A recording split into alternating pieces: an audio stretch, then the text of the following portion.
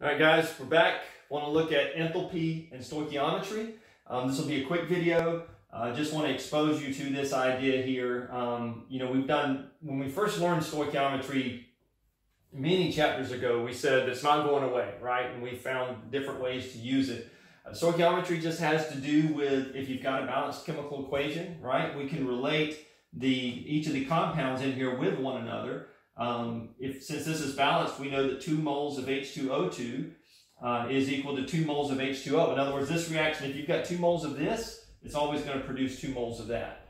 Or it's always going to produce 1 mole of that. So we have these relationships with one another based on the fact that we have a balanced chemical equation. And so that's what we do in stoichiometry. Well, now let's talk about how can we involve enthalpy, the change in H, with stoichiometry calculations. And basically, whenever we were determining the change in H, we were saying either this is how much kinetic energy is being released when an equation takes place, or we were saying how much kinetic energy is absorbed. And so we actually did, the last example that we did in the previous video had to do with the fact that when we found the change in H for this particular equation, it was negative 189.2 kilojoules. And so that told us that it was an exothermic reaction because it had the negative sign there. And it told us that it was energy that was released. All right. And so all we need to really remember whenever we're doing, if we're going to include this in our chemical equation, is we just have to figure out which side the energy is supposed to be added on.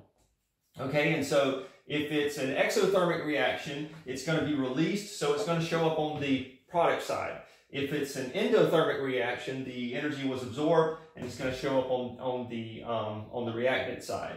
And you take away the negative sign if it's exothermic. This just tells us that it is exothermic and tells us which side to add it on, but we're going to add it over here. And so on the product side. And so that's exactly what the example we want to do in the book, example 14.3, is all about.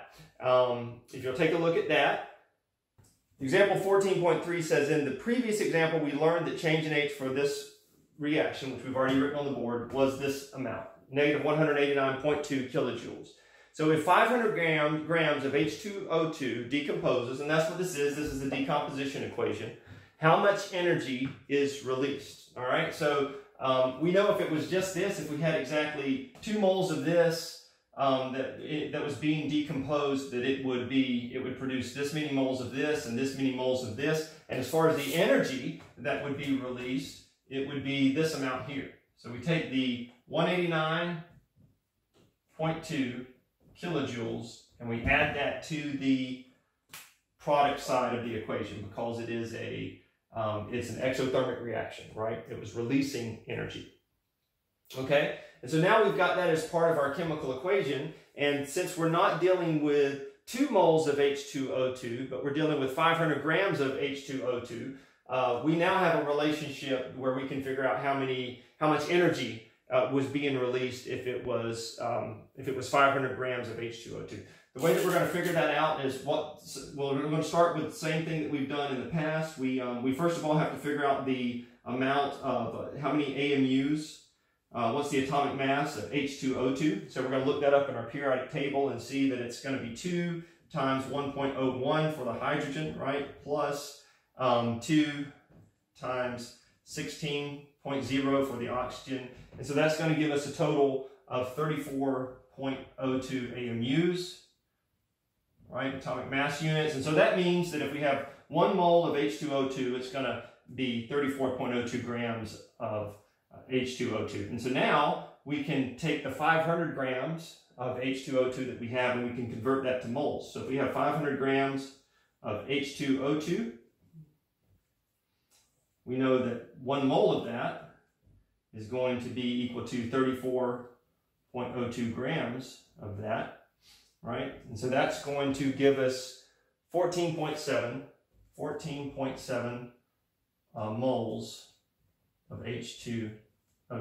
All right, so that's how many moles that we have, but the problem asked us for how much energy is released. So now we just have to convert the number of moles here to the amount of energy. How are we going to do that? We're going to do it the same way that we've done any of our other stoichiometric calculations in the past, but what we have to realize is now that we've put energy in the equation, we can say then that if we have 2 moles of this, then 2 moles of that is going to be equal to this much energy. All right? So that will give us a relationship that we can use to convert from moles of H2O2 to kilojoules of energy. And so that relationship is, if we have 2 moles, we'll put this on the bottom because that's what we want to cancel out, 2 moles of H2O2, it's going to produce 189.2 kilojoules of energy, right? And when we multiply that together, moles of H2O2 cancels out, we're left with the number of kilojoules, and so we have 1,391